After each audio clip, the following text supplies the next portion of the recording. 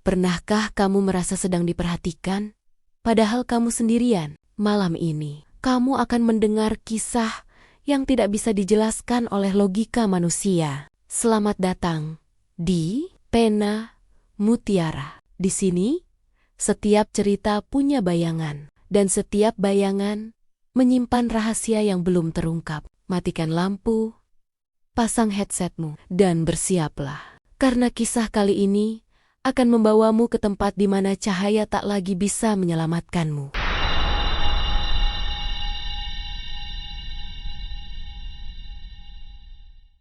Bayangkan sebuah malam yang sunyi. Kota kecil yang dulu riuh oleh kehidupan, kini seperti berhenti bernapas. Lampu-lampu jalan memantul di aspal basah. Udara dingin menyelusup masuk lewat celah jendela. Di tengah keheningan itu, sebuah taksi melaju perlahan.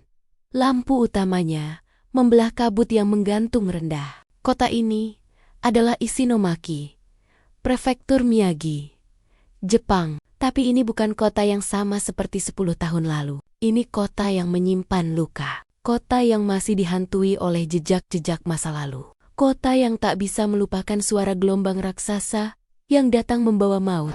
11 Maret tahun 2011. Gempa bumi berkekuatan 9,0 magnitudo mengguncang Samudra Pasifik. Dalam waktu singkat, tsunami raksasa meluluh lantakan pesisir timur Jepang. Ishinomaki menjadi salah satu kota yang paling hancur. Rumah-rumah disapu bersih, mobil-mobil bergelimpangan, dan manusia-manusia yang tak sempat lari terseret arus tanpa ampun. Lebih dari 15.000 orang tewas, ribuan hilang, dan banyak yang tidak pernah ditemukan. Setelah gelombang surut, kota ini berubah menjadi padang puing dan lumpur. Tapi setelah bertahun-tahun berlalu, dan bangunan mulai berdiri kembali, ada sesuatu yang tetap tinggal. Sesuatu yang tak terlihat, namun terasa. Sesuatu yang membuat beberapa orang memilih diam, dan yang lain berbicara hanya ketika malam terlalu sunyi. Adalah Yuki Tanaka, seorang mahasiswa sosiologi dari Universitas Tohoku yang pada tahun 2016 memutuskan untuk meneliti dampak psikologis bencana terhadap warga Ishinomaki. Ia mewawancarai ratusan orang tukang bangunan, penjaga toko, nelayan, dan supir taksi. Namun, dari semua cerita yang ia dengar, ada satu pola yang terus muncul diam-diam.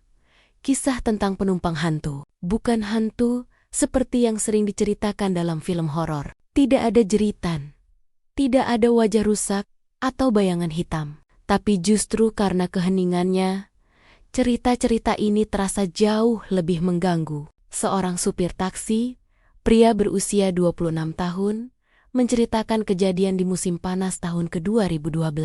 Ia menjemput seorang wanita muda di dekat stasiun Ishinomaki. Wanita itu mengenakan mantel panjang. Rambutnya panjang, menutupi sebagian wajah, dan suaranya lemah.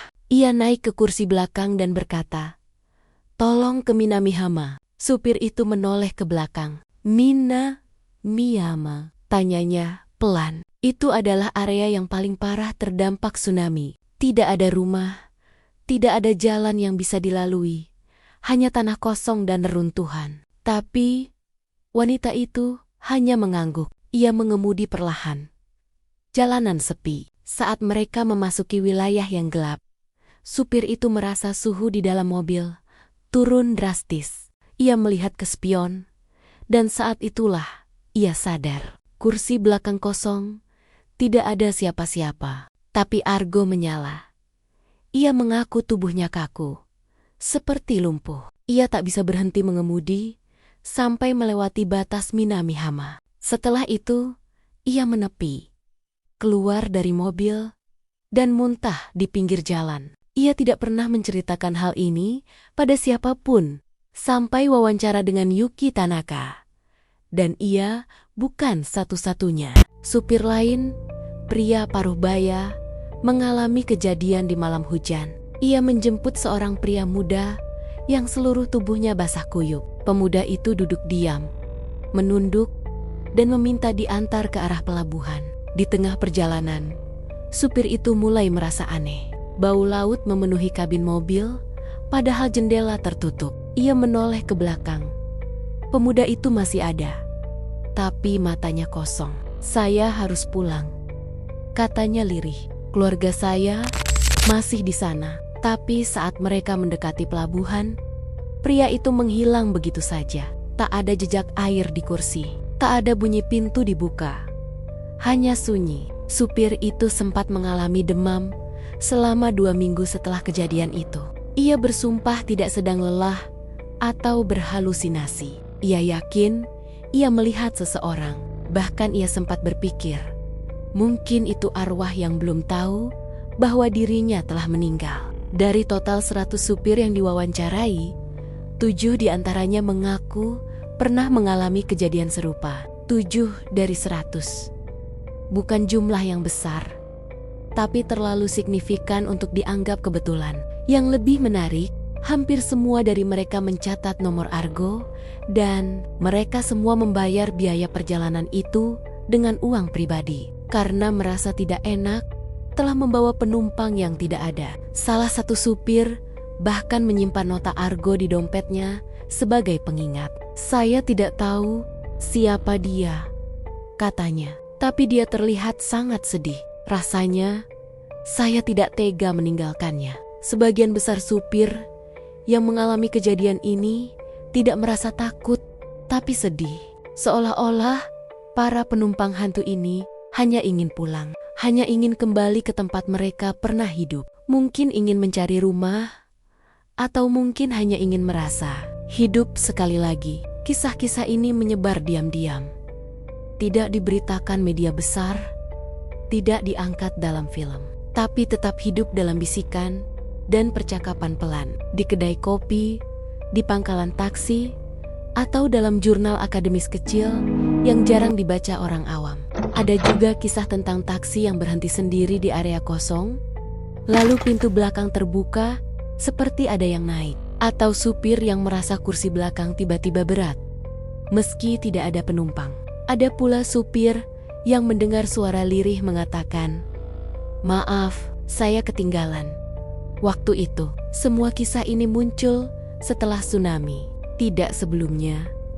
Seolah-olah bencana itu membuka semacam celah antara dunia ini dan dunia mereka yang belum pergi.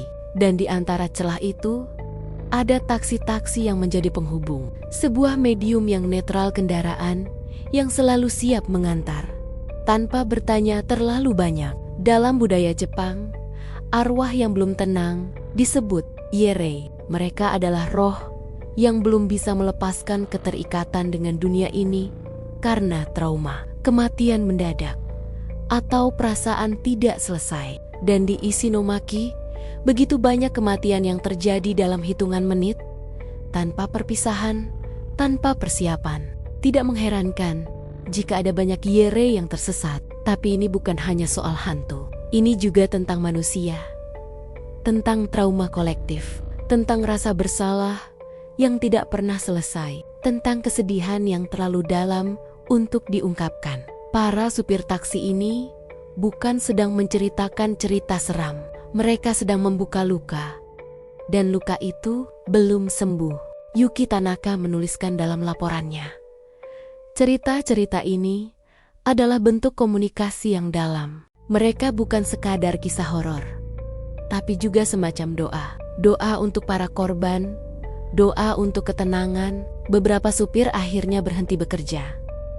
Beberapa memilih pindah kota, tapi mereka semua membawa cerita itu bersama mereka. Dan setiap kali mereka mengingat malam itu, malam saat mereka membawa seseorang yang mungkin tidak hidup, mereka merasa bukan takut, tapi sunyi. Sunyi yang dalam, seperti laut sebelum gelombang datang.